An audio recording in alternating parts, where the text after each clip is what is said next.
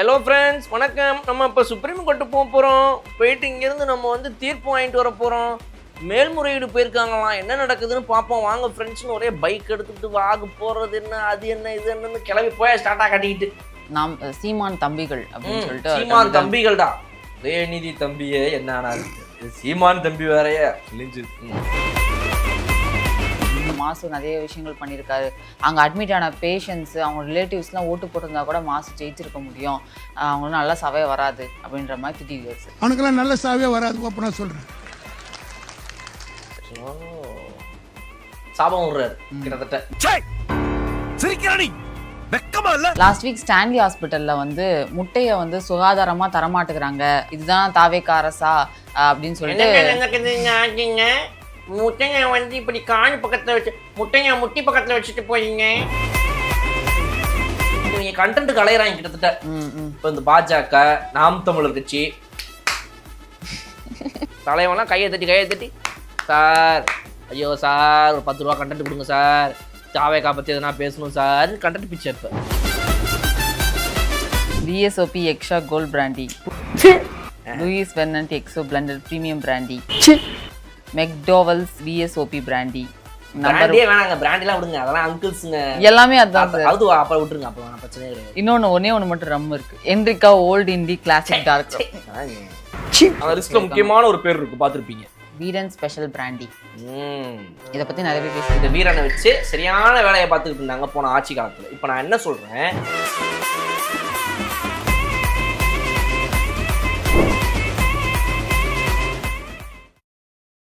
கண்ணாடி மேடை நேயர்களுக்கு வணக்கம். வணக்கம் சார். வணக்கம் போலி. என்னாச்சு சார்?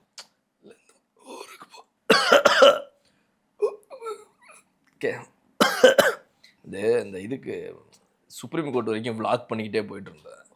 போயிட்டு இந்த மாதிரி தீர்ப்புலாம் கொஞ்சம் சாதகமாக வரும்னு பார்த்தோம். தீர்ப்பு கொஞ்சம் ஒரு மாதிரி வந்துருச்சு. அதான் கொஞ்சம். எஸ் சார், அதுதான் இன்னைக்கு டாப்பிக்காக போயிட்டு இருக்கு சார். கரூர் சம்பவத்துல உயிரிழந்த எல்லாருக்குமே அரசு பணி கொடுக்கணும் அப்படின்னு சொல்லிட்டு முதல்வர் விஜய் கரூருக்கு போகும்போது கொடுத்துட்டு வந்தாரு சார். அதுக்காக நாம் தமிழர் கட்சியில இருக்கவங்க அரசு பணி கொடுக்கக்கூடாது, டிஎன்பிஎஸ்ல நிறைய பேர் படிச்சுட்டு இருக்காங்க, கருணை அடிப்படையில் கொடுக்கக்கூடாது அப்படின்ற மாதிரி அவங்க ஒரு மனு போட்டிருந்தாங்க. அதுக்கு சென்னை ஹைகோர்ட் கொடுக்கக்கூடாது அரசாணையை ரத்து பண்ணாங்க. அதுக்கு மேல்முறையீடு பண்ணி அந்த கரூர் குடும்பத்தில் இருக்கவங்களும் தமிழக அரசும் ரெண்டும் சேர்ந்து உச்சநீதிமன்றத்துக்கு மனு கொடுத்தாங்க. இந்த மாதிரி இந்த மேல்முறையீடு பண்ணாங்க. இப்போ அதுக்கு நங்கு அப்படின்னு ஒன்று கொட்டி உச்சநீதிமன்றம் அமைச்சு வச்சிருக்காங்க. என்ன அப்படின்னா, அரசோட கொள்கையை தலையிடுறதுக்கு சென்னை ஹைகோர்ட் யாரு அப்படின்னு கேட்டிருக்காங்க.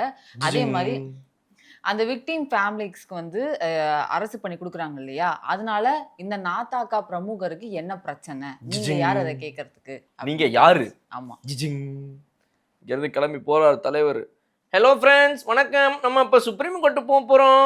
போயிட்டு இங்கேருந்து நம்ம தீர்ப்பு வாங்கிட்டு வர போகிறோம். மேல்முறையீடு போயிருக்காங்களாம். என்ன நடக்குதுன்னு பார்ப்போம் வாங்க ஃப்ரெண்ட்ஸ்னு ஒரே பைக் எடுத்துக்கிட்டு வாங்க போகிறது என்ன அது என்ன இது என்னன்னு கிளம்பி போய் ஸ்டார்ட்டாக கட்டிக்கிட்டு. நாம் சீமான் தம்பிகள் அப்படின்னு சொல்லிட்டு சீமான் தம்பிகள்டா. உதயநிதி தம்பியே என்ன ஆனாரு தெரியல, சீமான் தம்பி வேறையே கிழிஞ்சு. ஐ எம் வெயிட்டிங் இல்லை சார், ஐ எம் கமிங் அப்படின்ட்டு போனார். அங்க போன உடனே யூ கோ பேக் அப்படின்னு சுப்ரீம் கோர்ட் அனுப்பிடுச்சு. யூ டோன்ட் கம் ஹியர் அப்படின்ட்டு. நான் ஒரு காமெடி கேள்விப்பட்டேன் சார். அந்த சுப்ரீம் கோர்ட் ஜட்ஜு இவர் பிளாக் பண்ணிட்டு வரதெல்லாம் பார்த்துருப்பாரு, வாடி வா அப்படின்னு சொல்லிட்டு விளாக போடுற நீயே அப்படின்னு சொல்லிட்டு அமைச்சிருப்பாரு. ஆன் மெரிட்ஸுங்க. நீ அந்த விஷயத்துல எப்படி இவங்க தலையிடலாம், எப்படி அவங்க தலையிடலாம் அப்படின்னு கேட்குற அளவுக்கு இன்னைக்கு சுப்ரீம் கோர்ட் போயிருக்குது. அப்படின்னா நம்ம ஏற்கனவே நம்ம சேனலில் பேசியிருந்தோம். ஒரு கருணை அடிப்படையில் கொடுக்குறாங்கங்கிறது ஒன்று. இன்னொன்று, அந்த தவறு நடந்ததுக்கு காரணமே அன்னைக்கு இருந்த தமிழக அரசு ஒழுங்காக செயல்படாதது தான் அப்படிங்கிறதையும் நம்ம சொல்லியிருந்தோம். அதாவது ஒரு காவல்துறை அதிகாரிகள் அன்றைக்கி சரியாக செயல்பட்டிருந்தா, அந்த இடத்த கொடுக்காமல் இருந்திருந்தா, ஒரு சரியான ஒரு ப்ராப்பரான ஒரு ஓப்பன் கிரவுண்டு மாதிரியோ இல்லை பெட்டரான ஒரு பிளேஸை கொடுத்துருந்து நிறைய எக்ஸிட்ஸ் இருக்கிற மாதிரி இடத்த கொடுத்துருந்தா இந்த பிரச்சனை நடந்திருக்காது. Point number 1. பாயிண்ட் நம்பர் 2, இந்த பிரச்சனையை பொறுத்த வரைக்கும் அந்த இடத்துல கூட்டம் நடந்துச்சு, இவ்வளோ பெரிய ஏற்பட்டுருச்சு கூட்டம்னு தெரிஞ்ச உடனே அட்லீஸ்ட் அவர் வெளியே ஸ்டாப் பண்ணியிருக்கோம். நாங்கள் ஸ்டாப் பண்ணோன்னு சொல்கிறாங்க. யார்கிட்ட சொன்னீங்கன்னு கேட்டால் யார்கிட்ட சொன்னாலும் இப்போ வரைக்கும் உங்களுக்கு சொல்ல தெரியல. இது 2வது விஷயம். ஸ்டாப் பண்ணி அவர் அனுப்பியிருந்துருக்காங்க, நினச்சிருந்தா பண்ணலை. 3வது முக்கியமான விஷயம், அந்த கூட்டத்தை கட்டுப்படுத்த முடியலைன்ற ஒரு ஸ்டேஜ் வந்ததுக்கப்புறம் அந்த மீட்டிங்கே இவங்க கால் ஆஃப் பண்ணியிருந்துருக்கலாம் இமீடியட்டாக. இது எதையுமே பண்ணாமல் அன்னைக்கு காவல்துறையுடைய இயலாமையும் காவல்துறை வந்து சரியாக நடத்தாதனால தான் இது நடந்திருக்கு. காவல்துறை வந்து கவர்மெண்ட்டு கீழே இருக்குது. அப்போது ஹோம் மினிஸ்டர், சிஎம்னு அவங்க அனைவரும் இதில் அன்னைக்கு இருந்தவங்க இதில் பண்ண தவறு தான் இப்படி நடந்திருக்குது. பக்கத்துலேருந்து எங்கேருந்து வேணால் எவ்வளோ போலீஸ் வேணாலும் திரட்டி உடனடியாக ஒரு அன்எக்ஸ்பெக்டட் க்ரௌடு சேருது அப்படின்னா அதை உடனடியாக சரி பண்ணுவதற்கான எல்லா உரிமைகளும் எல்லா சாத்தியங்களும் ஒரு காவல்துறைக்கு இருக்குது. நாளைக்கு உங்கள் ஊருக்குள்ளே வந்துட்டு ஒரு நான் சோஷியல் எலமெண்ட்ஸ் எவனோ ஒருத்தன் ஆன்டி சோஷியல் எலமெண்ட்ஸ் உள்ளே பூந்துட்டான், சொல்லாமல் கொள்ளாமல் வந்துட்டாங்க. அவங்க வந்து எங்ககிட்ட முன்னாடியே லெட்டர்லாம் கொடுத்து அந்த லெட்டர் படி 1000 பேர் வருவோம் 2000 பேர் வருவோம்னு சொல்லியிருந்தா அதுக்கேற்ற மாதிரி நாங்கள் காவல்படையை தயார் பண்ணியிருப்போம் அப்படின்னு சொல்லுவீங்களா? சொல்ல முடியாது. இன்டெலிஜென்ஸ் அப்போ எதுக்கு இருக்காங்க? எதுக்கு இருக்குது? இன்டெலிஜென்ட்டாக வேலை பார்க்குறதுக்கு தான் இன்டெலிஜென்ஸ்னு இருக்குது. அப்புறம் அப்போ இது எதையுமே பண்ணாமல் நீங்கள் பண்ணிவிட்டு அன்றைக்கி தமிழ்நாடு அரசு செஞ்ச ஒரு தவறுனால நடந்த ஒரு பிரச்சனைக்கு இன்றைக்கி தமிழ்நாடு அரசு அந்த வேலை வாய்ப்பை கொடுக்குது. ஆமாம், ஒரு அரசாக அன்றைக்கி நாங்கள் சரியாக செயல்படலை, அன்றைய முதல்வராக இருந்தவங்க ஒழுங்காக பண்ணலை, அன்றைய போலீஸ்காரங்க ஒழுங்காக செயல்படலை, அந்த இதில் சம்மந்தப்பட்ட காவல்துறை அதிகாரிகள் எல்லாரையுமே வந்து வேலையை விட்டு நீக்கியாச்சு. ஆனால் அன்னைக்கு அந்த அரசு செஞ்ச தவிர இன்னைக்கு தமிழக அரசை சரி பண்ணுதுன்னு சொல்கிறதுல என்ன பிரச்சனைங்கிறத நம்ம ரொம்ப தெளிவாக கேட்டிருந்தோம். Apart from politics, it is a governments mistake. அன்னைக்கு அந்த கவர்மெண்ட் பாடி ஒழுங்காக வேலை பார்க்காததுக்கு இன்றைக்கி வந்து சரி ஓகேங்க எங்களால் நடந்த தவிர அதுக்கு நாங்கள் இத்தனை பேர் வேலை பண்ணுறோம் கொடுக்குறாங்க, அவ்வளோதான். இதில் டிவிக்கே டிஎம்கே இவங்க அவங்கன்னு நீ யோசிச்சுக்கிட்டே இருந்தீங்க அப்படின்னா யோசிச்சுட்டே எழுதுக்கிட்டு மம்மி அப்படின்னு அழுதுகிட்டே உட்காந்துட்டு இருக்க வேண்டியதான். என்ன ஒரு நிலை அப்படின்னா இதை வச்சு ஒரு அரசியல் பண்ணுறாங்கல்ல சார், அதுதான் ரொம்ப கவலைக்கிடமாக இருக்குது. நாம் தமிழர் கட்சி முக்கியமாக அப்படிங்கிறது. நாம் தமிழர் கட்சிக்கு என்ன அப்படின்னா வந்து லைம்லைட் வேணும், எதையாவது ஒன்று பண்ணணும். நான் என்ன சொல்கிறேன், 4% வரைக்கும் நெருங்கி வந்ததே ஒரு அது சொன்னாவே இப்போ வீடியோ நிறைய பேர் திட்டுறாங்க. 3.9 நீங்கள் எதுக்கு 4ன்னு சொல்கிறீங்க, அன்சப்ஸ்கிரைப் பண்ணிடுவோம் பாருங்கன்னு மிரட்டுறாங்க வேறு கமெண்ட்ஸ் வந்துட்டு. அதனால் 3.9% வாங்கின நீங்கள் அதை எப்படி இன்னொரு ஒரு 0.1 ஏற்றி 4க்காவது திரும்ப வர முடியுமா அப்படின்றதையாவது வேலை பார்க்க ஆரம்பிங்க. அதை விட்டுட்டு இப்போ இதை நீங்கள் இது பண்ணுறதுனால என்ன லைம் லைட்டில் வந்துட போகிறீங்க, விளாக் போட்டுட்டு போனீங்க, என்ன ஆச்சு? தேவையா நமக்கு இதெல்லாம்? சார் ஆஃப்டர் எலெக்ஷன்ஸ் வந்து டிஎம்கே வந்தால் தான் நம்ம இன்னும் 2 வருஷத்தில் போயிடும், அவங்களோட செயல்பாடுகள்லாம் எப்படி இருக்குது, சட்டசபையில் வந்து எப்படி பேசுகிறாங்க அப்படிங்கிறதெல்லாம் பார்த்தோம்.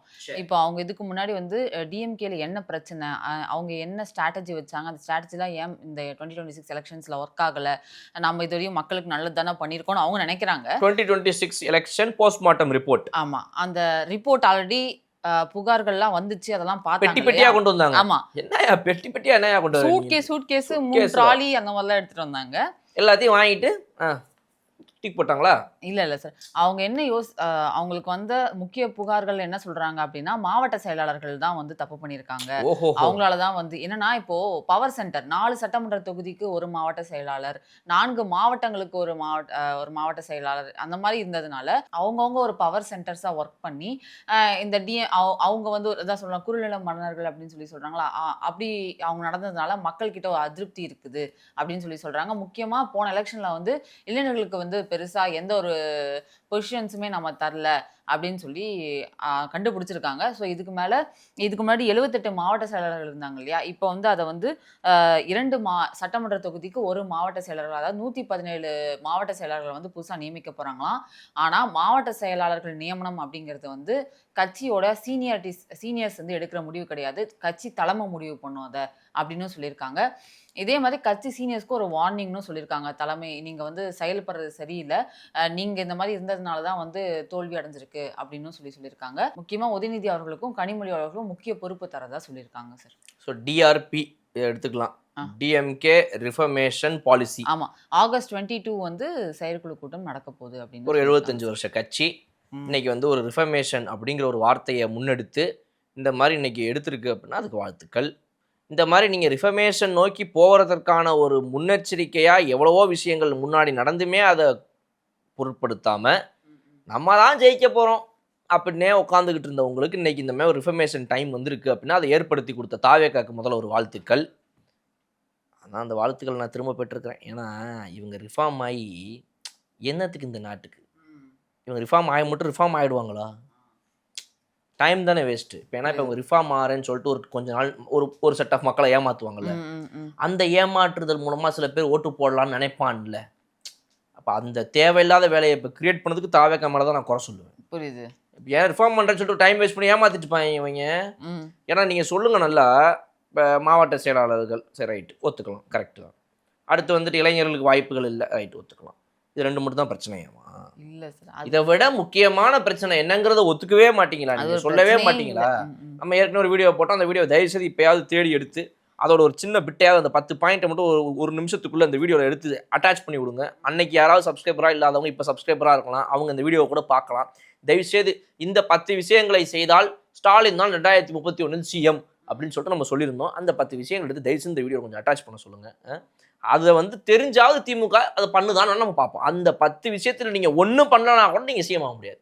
அந்த 10ஐயும் பண்ணுங்க, 2031 நீங்கள் சிஎம். நான் அடிச்சு சொல்கிறேன், அவர் தான் சிஎம். இதை ஏற்றுக்கிட்டா ஏற்றுக்கிட்டோம்.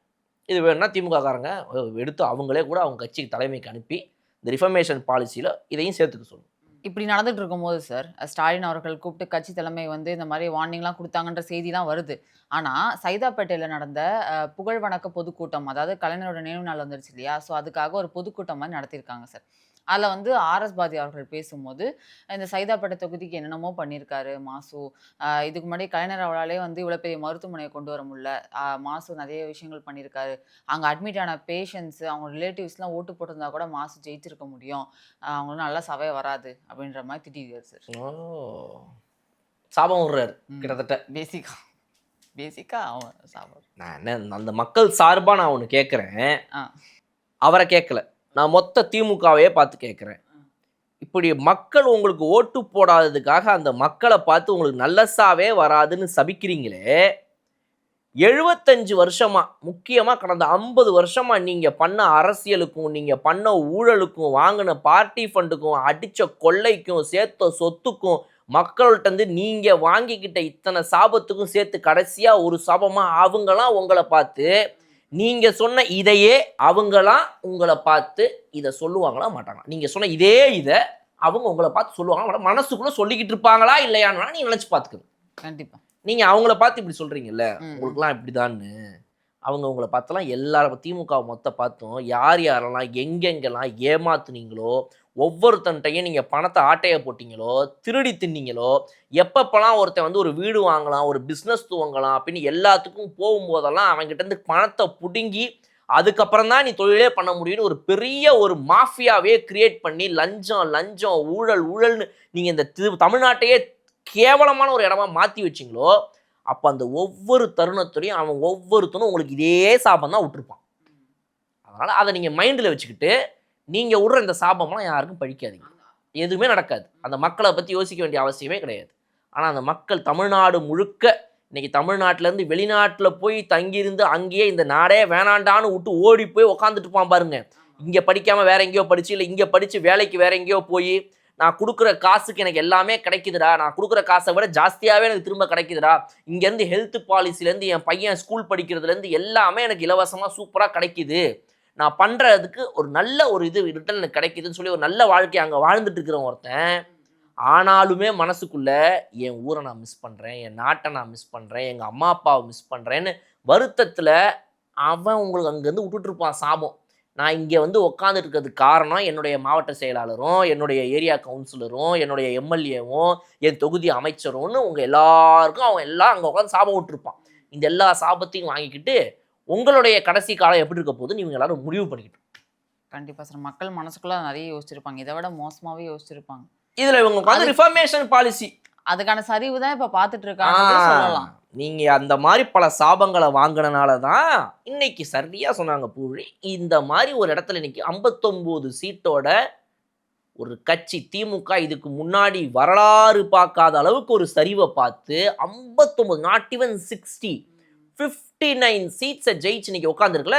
இந்த சாபம் இப்போ நீங்கள் சொன்ன இந்த வார்த்தையெல்லாம் பல பேர் உங்கள் கட்சியை பார்த்து சொன்னனால தான் இன்றைக்கி உங்கள் கட்சி இந்த இடத்துல 59 சீட்டில் உட்காந்துட்டு இருக்குன்றத you will never ever realise பண்ணாலும் உங்களுடைய ஈகோ தடுக்கும். திமிரா கெத்தா நான் திமுக காரண்டா, கலைஞர் என்ன பண்ணார் தெரியுமா, அண்ணா என்ன பண்ணார் தெரியுமா, நாங்கள் போட்ட பிக்சரை தானே நீங்கள் வாழ்கிறீங்கன்னு இன்னுமே திமிரில் ஒரு வாழ்க்கை மட்டும்தான் திமுக வாழுமே தவிர they will never understand what they did. அந்த மிஸ்டேக்ஸை உணர மாட்டாங்க, கடைசிக்கு இப்படி தான் இருப்பாங்க. இவங்க இப்படி பண்ணிட்டு இருக்கிறாங்களே, இவ்வளோ சாபம் விடுறது, இவ்வளோ பேசுகிறாங்க, ரிஃபர்மேஷன் பாலிசி பண்ணுறேன் அது இதுன்றாங்க, இவங்க என்னென்னலாங்க பண்ணி வச்சுட்டு போயிருக்காங்க.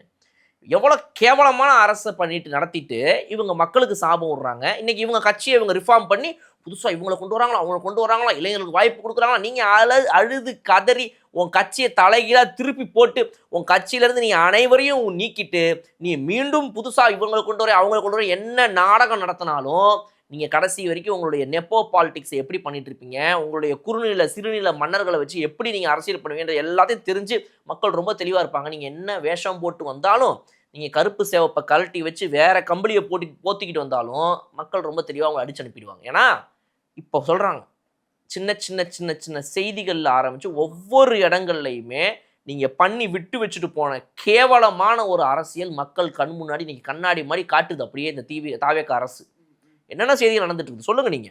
மதுரையில் வந்து 16 வருஷமா ஒரு பெண்மணி வந்து அவங்க வீட்டுக்கு கரண்ட் இல்லை அப்படின்னு சொல்லிட்டு அவங்க கலெக்டரு, ஜேடி, பஞ்சாயத்து யூனியன், மின்சாரத்தில் இருக்கக்கூடிய ஜேடி அப்படின்னு எல்லார்ட்டையும் போய் கம்ப்ளைண்ட் பண்ணியிருக்காங்க சார். அந்த வாரம் ஆனால் திங்கக்கிழமை ஆனால் கலெக்டர் ஆஃபீஸ் போயிடுவேன், மனு கொடுத்துட்டே இருப்பேன், மனுவை யாரும் எடுத்து படித்து கூட பார்த்தது கிடையாது.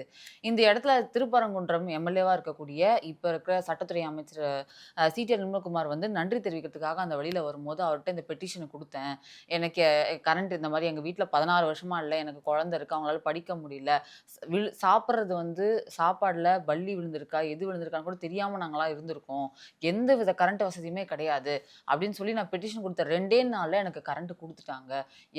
என் இருளடைஞ்ச வாழ்க்கையில் வெளிச்சம் கொடுத்த சிடிஆர் நிர்மல்குமார் அவர்களுக்கும் முதலமைச்சருக்கும் ரொம்ப ரொம்ப நன்றி அப்படின்னு சொல்லிட்டு அந்த அம்மா நன்றி வீடியோ போட்டிருந்தாங்க சார். சரி, கண்டிப்பாக தாவேக்காவை பாராட்டலாங்க. 2 நாளில் இந்த விஷயத்தை நடவடிக்கை எடுத்திருக்காங்க, மிகப்பெரிய விஷயம், பாராட்டலாங்க. ஆனால் நான் என்ன சொல்கிறேன், இதுக்கு முன்னாடி என்ன பண்ணிக்கிட்டு இருந்தாங்க? எக்ஸாக்ட்லி, எங்க 2 நாளில் தீக்கிற விஷயம் தானே இது, அதை தீர்த்துட்டாங்க. இவங்க இது எப்படின்னா, இப்போ எப்படி ஆகுதுன்னா, டிவிகேவுடைய அரசை பாராட்டுற விஷயங்கள்லாம் நீங்கள் எடுத்து பார்த்தீங்கன்னா கிட்டத்தட்ட வந்து இந்த யாராவது ஒருத்தங்க இப்போ நம்ம வீட்டில் குடும்பத்தில் சொல்லுவாங்க, என் புருஷன் வீட்டில் பாத்திரம் விளக்குறாண்டி, சமைக்கிறாண்டி, எனக்கு ஈக்குவலாக வீட்டில் ஹெல்ப் பண்ணுறாண்டிங்கும் போது அதை ப்ரைஸ் பண்ணால் பொண்ணுங்களாம் வீடியோ போடுவாங்க ரீல்ஸ் இன்ஸ்டாவில். இதெல்லாம் ப்ரைஸ் பண்ணாதீங்க, இது வந்து ஒரு மனுஷன் சாதாரணமாக செய்கிறது தான்.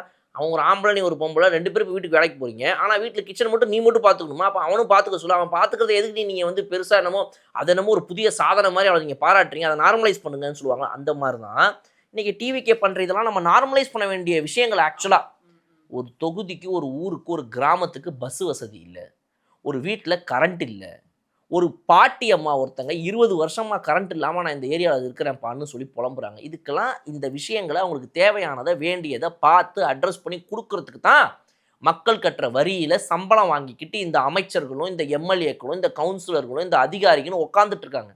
அவங்க ஒன்றும் வானத்துலேருந்து குதிக்கலைங்க. நம்மளை போல சாதாரண மனுஷங்க, இன்னைக்கு நானோ நீங்களோ ஒரு எக்ஸாம் எழுதி நாளைக்கு அந்த இடத்துக்கு போகலாம்.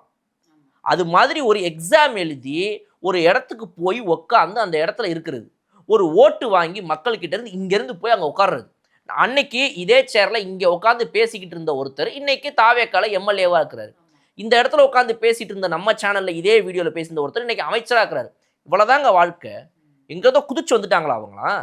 அப்போ இங்கேருந்து அங்கே போன உடனே அப்படியே நீங்கள் தலைகீழ ஆளே மாறி அப்படியே பெருசாக புதுசாக எங்கேருந்து குதிச்சமே ஒரு திமிரு வந்துருமா என்ன? அப்போ அந்த மாதிரி தானே இந்த திமுக ஆளுங்க பிஹேவ் பண்ணியிருக்காங்க. 16 வருஷமா ஒருத்தங்க வந்து உங்களுக்கு என்னங்க எனக்கு புரியவே இல்லைங்க. 16 வருஷம் என்ன நடந்துச்சு? அப்படி இருந்தும் நமக்கு இப்போ வந்து நிறைய இடத்த தெரியுது. அவங்க மேல தப்பே இருந்திருந்தாலும் கூட அவங்க சைட்ல ஒரு அவங்க நாங்க இதை சொன்னோம் செய்யல, நாங்க இந்த டாக்குமெண்ட்டை கொண்டு வந்து கொடுங்கன்னு சொன்னோம் அவங்க கொடுக்கல அப்படின்ட்டு இருந்தாலும் கூட மனசாட்சி பிரகாரமாவது அவங்க வீட்டுக்கே ஒரு ஆளை அனுப்பி இந்த ஏரியாவில் இந்த வீட்டில் என்னடா இவ்வளோ வருஷமா கரண்ட், 1 வருஷமா கரண்ட் இல்லை, 2 வருஷமா கரண்ட் இல்லை, என்னடா பிரச்சனை இங்கன்றத பார்த்து தேடி. ஏன்னா அந்த வீட்டிலேருந்து நீங்கள் வரி வாங்காமல் இருப்பீங்களா? வீட்டு வரி வாங்கிட்டு தானே இருப்பீங்க. சொத்து வரி வாங்குவீங்களா? தண்ணி வரி வாங்குவீங்களா? அதெல்லாம் வாங்கி தின்ன தெரியுதுல்ல. அப்போ அவங்களுக்கு வீட்டில் கரண்ட் இல்லைங்கிறது எப்படிங்க உங்களுக்கு தெரியாமோ? அது வந்து இந்த டிபார்ட்மெண்ட், இது வந்து அந்த டிபார்ட்மெண்ட். அப்போ இந்த அனைத்து டிபார்ட்மெண்ட்டுகளும் சேர்ந்து இதுக்காக பதில் சொல்கிறது தானே அங்கே கவுன்சிலரோ எம்எல்ஏவோ இருக்காங்க. அவங்க என்னத்தை கிழிச்சிக்கிட்டு இருந்தாங்க இத்தனை நாள்? எப்படிங்க ஒருத்தங்க இத்தனை நாளாக கரண்ட் இல்லாமல் இருந்தாங்க? இது என்னால் நினச்சே பார்க்க முடியலங்க. இதே இந்தியாவில் தான் நம்மளும் இருக்கிறோம். இப்போ இந்தியா வந்து 80வது சுதந்திர தின வந்து கொண்டாட போகுது. ஆனால் இப்போ இருக்கிற அவல நிலை தமிழ்நாட்டில் இன்னும் இப்படியே தான் இருக்கு. சுதந்திர தினம் கொண்டாடுற அளவுக்கு சந்தோஷமா இருக்கிறாங்களா முதல்ல எல்லாரும்? இங்கே இன்னும் ஒரு சில இடத்துக்கு போகல சார். நிறைய விஷயங்கள் டிவிகே கவர்மெண்ட் வந்த பின்னாடியும் போகல. அந்த மாதிரி ஒரு விஷயத்த நான் அட்ரஸ் பண்ணணும்னு நினைக்கிறேன். தேனி மாவட்டம் ஆண்டிப்பட்டி அப்படிங்கிற ஒரு இடத்துல வந்து நரியூத்து அப்படின்ற ஒரு கிராமம் இருக்கு. இந்த கிராமத்துல வந்து இந்த ஒரு கிராமமே வந்து இந்த சுதந்திர நாளை வந்து புறக்கணிக்கிறாங்க. ஏன் அப்படின்னு பார்த்தோம்னா, 3 தலைமுறை நாங்க இங்க இருக்கோம். எங்களுக்கு இதுவரையும் பட்டா குடுக்கல. ஒரு ரோடு வசதி இல்ல எங்க கிராமத்துக்கு. அப்படி இருக்கும்போது நாங்க எதுக்கு சுதந்திர நாள கொண்டாடணும்? அப்படின்ற மாரி கேட்டு அவங்க இந்த இண்டிபெண்டன்ஸ் டேவ புறக்கணிக்கிறாங்க. இந்த மாரி விஷயங்கள்லாம் டிவிகே கவர்மெண்ட் தெரியணும். அவங்க அத சரி பண்ணி குடுக்கணும் சார். கண்டிப்பா. நம்ம வீடியோ மூலமா சேர்ந்தாலும் சரி, இல்ல வேற யாரு போய் பார்த்தது சேர்ந்தாலும் சரி, ஒரு கிராமமே நான் சுதந்திர தினம் கொண்டாடுறதுக்கு தயாரா இல்லன்னு அத புறக்கணிக்குது. தங்களுக்கு பட்டா வசதி இன்னைக்கு வரைக்கும் வராதது அப்படின்றனாலனா, என்ன கேவலமான ஒரு ஆட்சிய 2 கட்சியும் மாறி மாறி நடத்தி, இன்னைக்கு 2 பேரும் சேர்ந்து மறுபடியும் ஆட்சிக்கு வரலான்னு வேற திட்டம் போட்டுட்டு இருந்தீங்க நீங்க. இப்படி இருக்கும்போது திராவிட மாடல் ஆட்சி 2.0 இந்தியாவிலே வந்து தமிழ்நாடு 2வது இடத்துல இருக்கு, 3வது இடத்துல இருக்கு. வருவாயில ஜிஎஸ்டிபி அப்படி இப்படின்னு பேசுறதுல எந்த தூக்கி பிரயோஜனமும் குப்பையில போட கிடையாது. சொல்லுங்க. குப்பையில போட சொல்லுங்க அத. நான் இவன காலேஜுக்கு அனுப்புனேன், அவன காலேஜுக்கு அனுப்புனேன், என்னால தான் இவன் போய் படிச்சான் அப்படின்னு சொல்லி மேடையில ஏத்தி பெருமை பேசுறது. எனக்கு வந்து முதல்வர் ஐயா அவர்கள், கலைஞர் அவர்கள் குடுத்தது அந்த காலத்துல நான் படிச்சேன். இன்னைக்கு வந்துட்டு ஸ்டாலின் ஐயா அவர்கள் காலத்துல நான் படிச்சிருக்கேன். இப்படிங்க, அப்படிங்கன்னு சொல்லிட்டு பெருமை பேசுறதுக்கு ஒரு 12 பேர கூட்டு வந்துட்டு, இதுதான் உங்களுடைய இதுதான் உங்க அரசியலாங்க.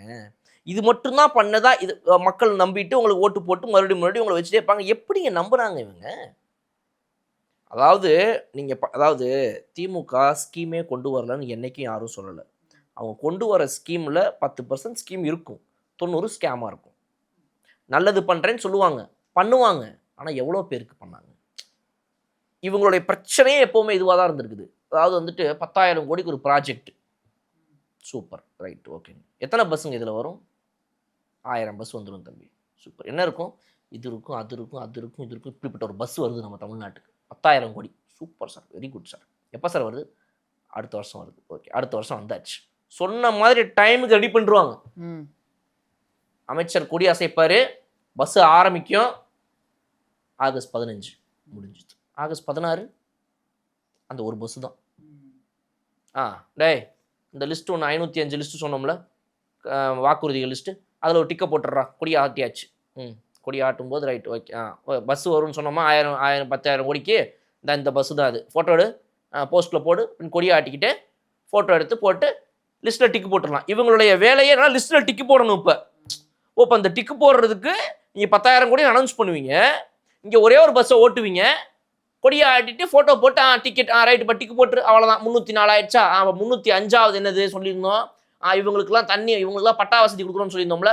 அந்த பட்டா கொடுக்குறதுக்கு ஒரு 10 பேர் கூப்பிட்டு அவங்களை கூப்பிடு, வேகமாக வருவாங்க. பட்டா கொடுக்குறோன்னு சொல்லிட்டு தம்பி இந்தாப்பா பட்டா. சார் இது எந்த இடத்துக்கு? அந்த இடத்துக்கு தான் போ, கிளம்பு, அடுத்த ஆள் வா, இந்த பட்டா அப்படி கிளம்பு, போ வா போ அப்படின்னு ஒரு மீட்டிங் நடத்தி அந்த கிராமத்துக்கு பட்டா கூட அனுப்பிடுவீங்க. அவங்க வீட்டை போயிட்டு பட்டாவை பார்த்தா, டேய் என்னடா உன் பட்டாலும் ஏன் பட்டாலும் ஒரே இடத்துக்கு பேர் போட்டுருக்குது, அப்படி இது என்னடா இது அப்படின்னு அவங்க குழம்பி போய் உங்கள்கிட்ட திரும்ப கேட்கும்போது அதுக்குள்ளே நீங்கள் ஓட்டை வாங்கி ஜெயிச்சு கிளம்பி போயிடுவீங்க. இது ஒரு அரசியலா? இதுதான் இப்போ பண்ணியிருக்கீங்க நீங்கள். ஆனால் ஒரே ஒரு மாற்றம் என்னென்னா, போன தடவை வந்து சொல்லிட்டு போனீங்க சிஎம் ஆயிட்டீங்க. இந்த தடவை வந்து சொல்லிட்டு போனீங்க எதிர்கட்சி தலைவர் ஆயிட்டீங்க.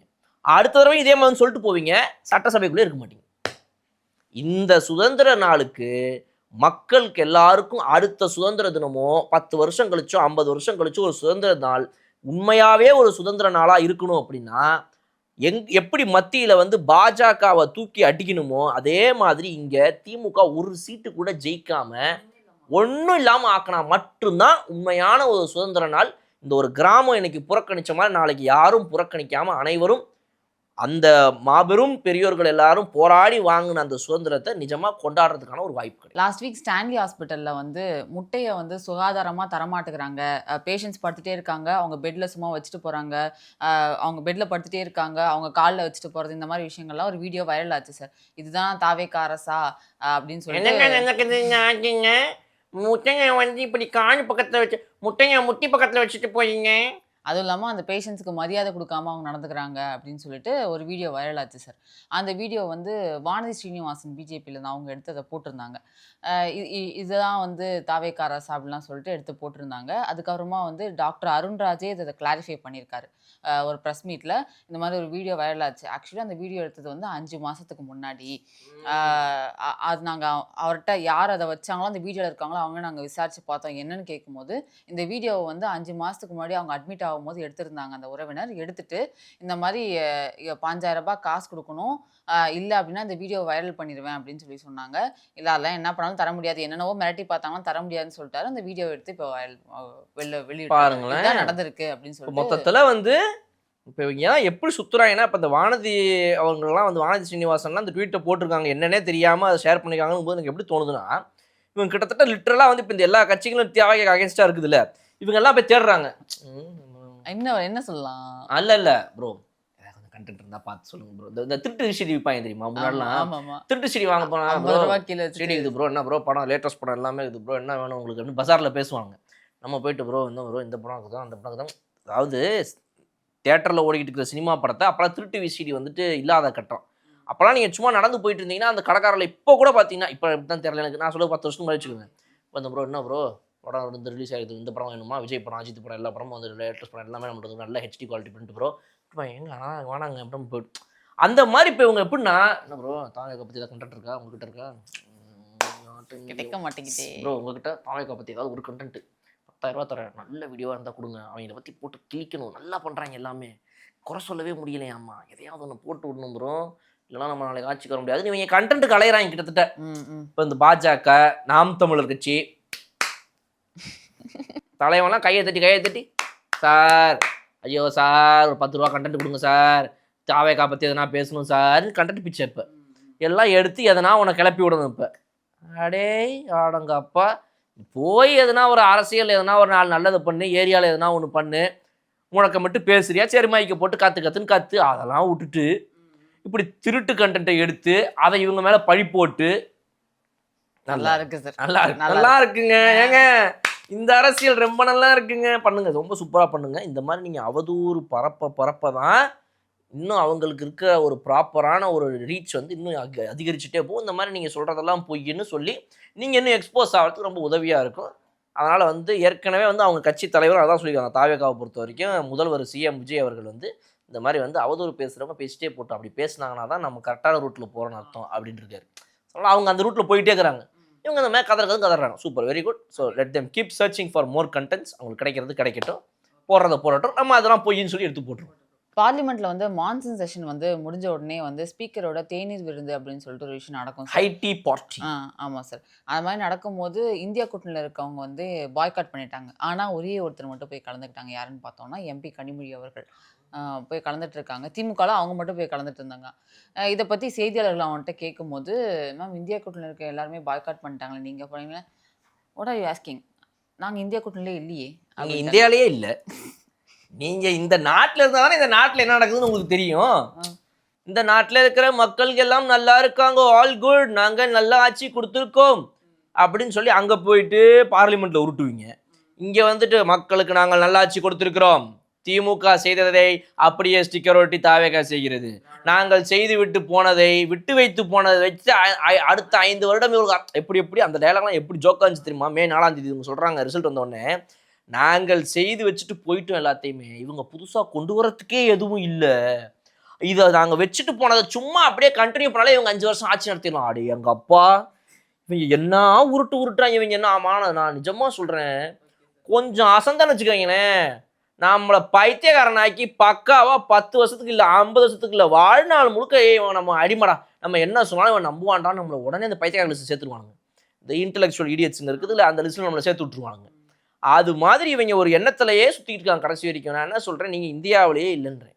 நீங்கள் இந்தியா கூட்டணியில் என்ன இந்தியாவிலே இல்லை உங்களுக்கு தான் இந்த நாட்டில் நடக்கிற பிரச்சனை தெரியாது மக்கள் பிரச்சனை எதுவுமே தெரியாது நீங்கள் எதுக்கு இந்தியா கூட்டணி பற்றி பேசுகிறீங்க?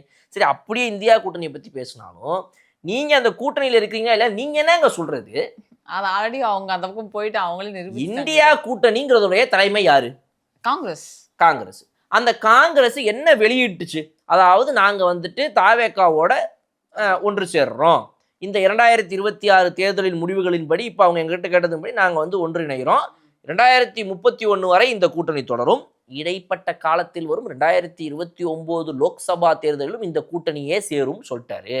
அப்போ அந்த கூட்டணியோட தலைவர் இந்தியா கூட்டணிக்கு வந்து நம்ம ராகுல் காந்தியோடைய காங்கிரஸ் கட்சி தான் இந்த இந்தியா கூட்டணி தலைமைங்கும் போது அப்போ அவங்களே அந்த டைமில் நாங்கள் தாவேக்காவோட தான் இருக்கிறோம் 2029 எலெக்ஷனுக்கும் டிக்ளேர் பண்ணதுக்கப்புறம் இப்போ நீங்கள் என்ன சொல்கிறது நாங்கள் அதுக்குள்ளே இல்லை அப்படின்னு? நீங்கள் அதில் இல்லைன்னு உங்களை அவங்க துரத்திட்டாங்க. நீ எங்கள் கூட்டணியில் இல்லை, நான் உன் கூட்டணியை விட்டு தமிழ்நாட்டிலேருந்து வெளியே வந்துட்டேன், என் கூட்டணியிலேருந்து உன்னை நான் ஆட்சி துரத்திட்டேன் அப்படிங்கிறது அவங்க மே 10ஆம் தேதியே போட்டாங்க. புரியுது. புரிஞ்சுங்களா?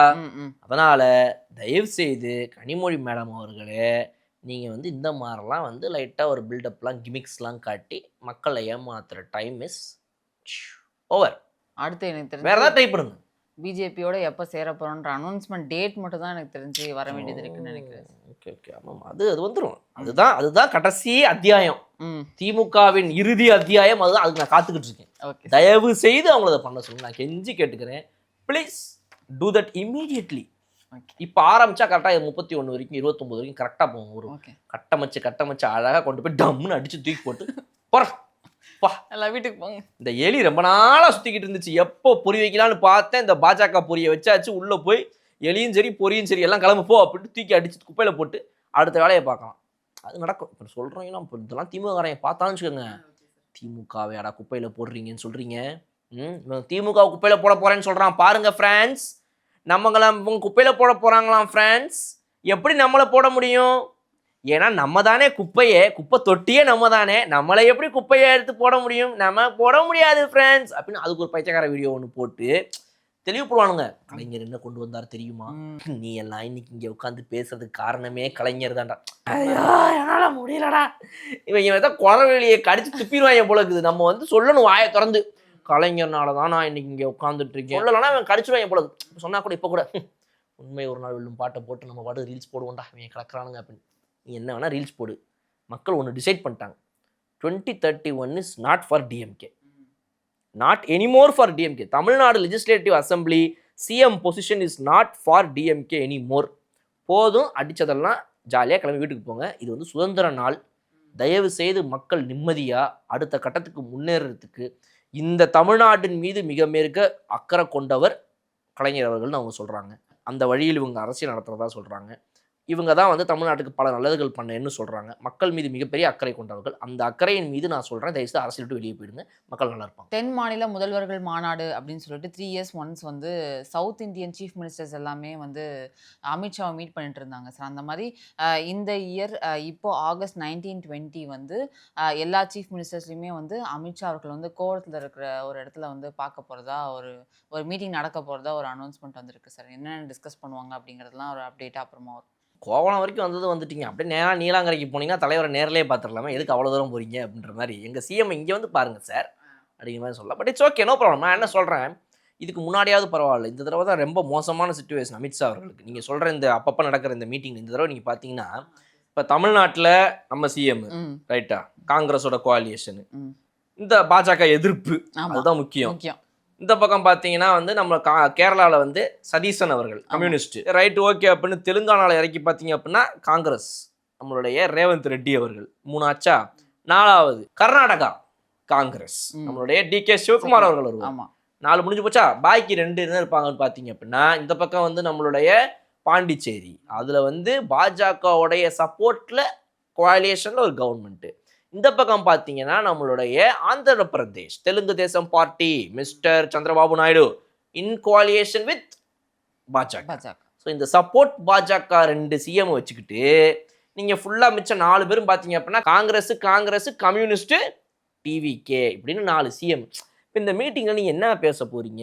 முன்னாடி இருந்த மாதிரிலாம் கிடையாது. அப்போ போன தடவைலாம் நீங்கள் பார்த்தீங்க அப்படின்னா வந்துட்டு கர்நாடகாவில் வந்துட்டு பாஜக தான் இருந்துச்சு, இவங்களோட ஆட்டமே வேற மாதிரி இருந்துச்சு. இப்போ அந்த ஆட்டமெல்லாம் மாறி போச்சு. வாட் த ஹெல், ஜெகன்மோகன் ரெட்டி இருந்தார் அப்போ. ஸோ எல்லா ஸ்டேட்லேயுமே இவங்க ஆட்டம் வேற மாதிரி இருந்துச்சு. இந்த தடவை கம்ப்ளீட்லி அதில் வேற முன்னாடி வர நம்ம தமிழ்நாட்டையே நீங்கள் எடுத்துக்கோங்க, மறைமுக கூட்டணி கள்ள கூட்டணி தலைவன். ஆக அவர் தூரத்தில் இருந்தார்கள் என்றால் கருப்பு கொடி, கிட்டே வந்தார்கள் என்றால் வெள்ளை குடை அப்படின்னு சொல்லி அரசியலை மாற்றி செய்யக்கூடிய வல்லமை படைத்தவர்கள் ஆக அப்படின்னு சொல்லி தலைவன் போட்டு இது பண்ணிட்டு இருந்தார். இன்னைக்கு அந்த காலம்லாம் கிடையாது. இன்றைக்கி பார்த்தீங்கன்னா டிவிகே நம்மளுடைய சிஎம் நேராக போகிறாரு, உட்காடுறாரு, இந்த மாதிரிங்க இந்த எட்ஜு சீட்டில் உட்காந்து சார் சீனே கிடையாது, போகிறாரு உட்காடுறாரு, எனக்கு இது வேணுங்க அது வேணுங்கன்னு சொல்லி டேரெக்டாக கேட்குறாரு, ஜியோ பாஸ் பண்ணிடுறாங்க. எது இருந்தாலும் இந்த மாதிரி ஆகிடுது. பாவம் என்ன பண்ண போகிறாரு அமித்ஷா. சரி விடும், மீட்டிங் வருவார் அமித்ஷா வந்துட்டு ஓகே, எல்லாரும் வந்திருக்கீங்க. Super, very good. எங்க நம்ம தமிழ்நாட்டுல நம்ம பையன் ஒருத்தர் இருந்தாரு, ஸ்டாலின் அப்படின்னு. அவர் அவர் இல்லைங்க, இங்க ஆள் மாறிட்டாருங்க, வேற ஒருத்தர். அந்த பையன் நல்லா நம்ம பேச்சு கேட்பான். எங்க அவரு எங்க அப்படின்னு. அவர் இல்லைங்க, அவரு வீட்டிலே உட்காந்து கொத்து பரோட்டா சாப்பிட்டுட்டு இருக்கார் அப்படிம்பாங்க மீட்டிங்ல. ஆமா, காமெடியா இருக்கும். டாஸ்மாக் நிறுவனம் வந்து ஒரு லிஸ்ட் கொடுத்துருக்காங்க. சரி. 11 பிராண்ட்ஸ் வந்து நாங்க ஸ்டாப் பண்றோம், இனிமேல் சேல் பண்ண மாட்டோம் அப்படின்னு சொல்லிட்டு சொல்லியிருக்காங்க சார். வாட் த ஹெல்? ஆமா சார். என்னத்தை ஸ்டாப் பண்ணாங்க சொல்லுங்க. வருத்தத்திற்குரிய பேர் ஏதாவது அதுல இருக்குதான்னு பார்ப்போம். VSOP extra gold brandy, Louis Vernant XO blended premium brandy, McDowell's VSOP brandy. பிராண்டே வேணாங்க, பிராண்டிலாம் விடுங்க, அதெல்லாம் அங்கிள்ஸுங்க. எல்லாமே அதான் சார். அது அப்புறம் விட்டுருங்க, அப்ப வேணாம், பிரச்சனையே கிடையாது. ஒன்னே ஒன்று மட்டும் ரம் இருக்கு. Enrica old indie classic dark. Right, okay, பிரச்சனை இல்லைங்க. இதுல எந்த லிஸ்ட் நமக்கு பிரச்சனை ப்ராப்ளம் கிடையாது. என்ன அப்படி சொல்றாங்கன்னா, natural identical and artificial flavouring substance வந்து நிறைய இருக்கு இதுல. இது சைடு எஃபெக்ட்ஸும் ஜாஸ்தி அப்படிங்கிற மாதிரி அந்த லிஸ்ட்ல முக்கியமான ஒரு பேர் இருக்கு, பார்த்திருப்பீங்க. வீரன் ஸ்பெஷல் பிராண்டி. இதை பத்தி நிறைய பேர் பேசி இந்த வீரனை வச்சு சரியான வேலையை பார்த்துக்கிட்டு இருந்தாங்க போன ஆட்சி காலத்துல. இப்போ நான் என்ன சொல்றேன், இதெல்லாம் என்னன்னாங்க, நிஜமா மக்கள் மேல அக்கறையே இல்லாம, இவங்களுக்கு வந்து இருக்கிறதே லோ காஸ்ட்ல என்ன செலவு பண்ணணுமோ அதை செலவு பண்ணுறா. இவங்களுக்குலாம் வந்து 150 ரூபாய் குவார்டர் வாங்குறானுங்க. இவனுக்கு வந்து 150 ரூபாய்க்கு வந்துட்டு நீ ரொம்பலாம் நேர்மையா நியாயமா இருக்காத. இவனுங்களே வந்துட்டு பொண்டாட்டியை வந்துட்டு சண்டை போட்டுட்டு காசை பிடிங்கிட்டு வந்து இங்கே குடிச்சிட்டு ரோட்டில் படுத்து கிடக்குறானுங்க. இவனுங்கெல்லாம் என்ன வேணா, ஆனால் கவலைடா, இந்த பாட்டிலுக்கு நம்ம செலவு பண்ணுறது ஒரு 20 to 30 ரூபா இருந்தால் போதும். அதில் சரக்குன்னு கூட அவசியம் இல்லை. என்ன கருமத்தோனா போடு, அவனுங்க போதை ஆகணும். அதை விட மோசமான ரசாயனத்தெல்லாம் எல்லாத்தையும் சேர்த்து கம்மி விலையில எப்படி இதை வந்துட்டு ரொம்ப போதை ஆகிற மாதிரி கொடுக்கணுமோ கொடு அப்படின்னு ஒரு கேவலமான ஒரு வேலையை பார்த்தது தான் இதில் பல இது நீங்கள் கொடுத்த இந்த பல ஆல்கஹால் இதில் இருக்கிற லிஸ்ட்டு. ஸோ இந்த வீரனை வந்து சரியான பிஸ்னஸ் பண்ணாங்க அவங்க. இன்னைக்கு எல்லாத்துக்கும் தூக்கி வச்சு கொடுத்தாங்களா ஒன்று. அப்போது இது வந்து ஒரு நல்ல முடிவு. நிஜமாவே இந்த மாதிரி ஒரு லோ காஸ்ட்ல இதை வந்து மக்களுக்கு கெடுதியாக இருக்கக்கூடியதை, லோ குவாலிட்டியும் கூட, எக்ஸாக்ட்லி லோ குவாலிட்டியில் இருக்கக்கூடிய சில இதெல்லாம் இன்னைக்கு வந்து பேன் பண்ணி, ஸோ அப்படி மக்கள் மீது அக்கறை இல்லாத ஒரு அரசை மட்டும் தூக்கி போடாம, ஸோ இப்போ டைம் டு டெஸ்ட்ராய் டிஎம்கே. அதுதான் வந்து 2026 இந்த ஆகஸ்ட் 15 மக்கள் எடுக்கிற ஒரு முக்கியமான ஒரு முழக்கம். 47 சுதந்திரத்தை கொடுத்ததும் கொடுத்தீங்க, 49 திமுக ஒரு கட்சியை திரும்ப கொடுத்தீங்க, இதெல்லாம் மனசாட்சி இருக்கிற ஒரு விஷயம் செய்யறதாடா அப்படின்ற மாதிரி மக்கள்லாம் புலம்பிட்டு இருந்தாங்க. இப்போ இதுக்கு வந்து ஒரு டைம் வந்துட்டு இருக்குது, கிட்டத்தட்ட கன்க்ளூஷன் மாதிரி தெரியுது. Uncles and are all daddies are not accepting. பார்க்காதனடா போகிற 2031 திரும்ப என்ன நடக்கும்னு அப்படின்னு சொல்லிட்டு all daddies are all very confident. But I am telling we are all more confident. ஏன்னா நான் இந்த சுதந்திரத்தினமாக இது சொல்லியே ஆகணும். என்னன்னா, இன்னைக்கு 18 வயசுக்கு மேலே இருக்கிறவங்கலாம் மே மாதம் ஓட்டு போட்டாங்க. ஆமாம் சார். ஆனால் 18 வயசுக்கு கீழே இருக்கிற எவ்வளவோ பேர் நமக்கு அந்த டைமில் அரசியல்னா என்னன்னே தெரியாத வயசு இருந்தவத அதே வயசில் இப்போ அரசியல் பேசிட்டு இருக்காங்க. வீட்டில் டிவி கேட்பான், ஜாதி டிவி கேட்கு ஜாதின்றான். இவனுங்க அதை வம்புளுக்குறானுங்களாமா. ஏன்னா அவங்க கட்சிக்கு கூட்டத்துக்கு வந்தவங்களாம் பார்த்தா ஒரு பய கூட மேஜரே இல்லையாமே சிரிச்சானுங்க. சிரிச்சவன் சட்டசபைக்கு வெளியே இருக்கிறான். நீ யாரை பார்த்து சிரிச்சியோ அவங்கெல்லாம் சட்டசபைக்கு உள்ளே இருக்கிறாங்க. அவங்களோட கட்சி தலைவர் இன்னைக்கு முதல்வராக இருக்கிறாரு. வாயை மூடிக்கிட்டு கம்முன்னு இருந்திருக்கலாமா? எதுக்கு இந்த தேவையில்லாத பேச்சு? அப்போ நான் என்ன சொல்கிறேன், நீ போக போக போக அடுத்த எலெக்ஷன் வரும்போது நீ யாரெல்லாம் வந்துட்டு இந்த அனில் குஞ்சனுங்க 16 வயசுல இருக்கிறானுங்க, 13 வயசுல இருக்கிறானுங்க, 12 வயசு ஆட முட்டாப்பையில் அரசியல் கூட இது கூட தெரியாமல் இருக்கிறியே. 2026 17 வயசுல இல்லை, 16 வயசுல இல்லை, 15 இல்லை, 14 இல்லை, 13 வயசுல எவன்லாம் அரசியல் பேசினானோ 2031 அவன்லாம் வந்து ஓட்டு போடுவான். அந்த 13 வயசுலேருந்து 18 வயசு வரைக்கும் இருக்கிற 5 வருஷத்துல பிறந்தவனுங்க கிட்ட உன் அரசியலை எப்படி கொண்டு போய் சேர்க்கறதுக்குங்கிற வேலையை அடுத்த 5 வருஷம் பாருங்கடா. ஏன் அறிவு கெட்ட அரசியல்வாதிகளா அப்படிங்கிறதான் நான் சொல்றேன். இந்த அறிவு கூட இல்லாம இன்னைக்கு இன்னொரு 5 வருஷம் ஸ்கூல் படிச்சு போட 5 பேட்ச் பசங்க, 5 பேட்ச் காலேஜ் பசங்க, ஸ்கூல் பசங்க வெளியே வந்தா அவனுங்க எல்லாரும் நாளைக்கு டிவி கேக்குதா ரெடியா இருக்கிறானுங்கன்றது கூட தெரியலையே உனக்கு. அது அட்லீஸ்ட் 100ல ஒரு 60 பேர் வச்சுப்போமே. கண்டிப்பா என்ன பண்ணுவ நீ? மிச்சம் 40 பேரும் சேர்ந்து 10 பேர் டிஎம் கேக்கும், 10 பேர் ஏடிஎம் கேட்கலாம், இல்லை 2 பேர் ஏடிஎம் கேக்கும், இல்லை வந்து மிச்சம் ஒரு 7 பேர் வந்து நாம் தமிழர் கட்சிக்கும், அப்புறம் யாரோ ஒருத்தவங்க எங்கேயோ ஒன்று போட்டாங்கன்னு வச்சுக்க, அந்த 60% ஓட்டை வச்சு எங்கேயோ இருக்கிற அவர் எங்கேயோ போயிடுவாரா? இந்த அரசியலே இவங்களுக்கு தெரியல. ஸோ அதனால் everything is getting better and better. நம்மளோட தமிழ்நாட்டை பொறுத்த வரைக்கும் இந்த சுதந்திர தினத்திலேருந்து இன்னும் நிறைய விஷயங்கள் அடுத்தடுத்த சுதந்திர நாள் வரும்போதும் இந்த நாடு நல்லா இருக்கணும், பெட்டராக இருக்கணும். அதுக்கு தமிழ்நாடு ஒரு மிகப்பெரிய ஒரு எக்ஸாம்பிளாக இருக்கணும். அந்த ஒரு தூய அரசியல்னு எதை சொல்லி தாவேக்கா உள்ளே வந்துச்சோ, தயவு செய்து அதிலிருந்து மாறாமல் மக்களின் நம்பிக்கையை கொண்டு வெற்றி பெற்ற இந்த தாவேக்கா அரசு சுற்றி நின்று குலைக்கிற இந்த அத்தனை அரசியல் நபர்களெல்லாம் தூக்கி போட்டுட்டு கண்டுக்காம தான் எதுக்காக வந்தோன்னு சொன்னாரோ அதை மட்டுமே நோக்கி சென்றார் அப்படின்னா அடுத்தடுத்த சுதந்திர நாட்கள் இந்த மாதிரி பட்டா இல்லாதம வந்துட்டு ஒரு கிராமமே புறக்கணிக்கக்கூடிய ஒரு சுதந்திர தினமாக இல்லாமல் நிஜமாக அனைவரும் கொண்டாடக்கூடிய ஒரு சுதந்திர தினமாக இருக்கும் அப்படின்னு நம்புறேன். கண்டிப்பாக சார். வேறு சில முக்கியமான விஷயங்களை அடுத்தது டிஸ்கஸ் பண்ணலாம் சார்.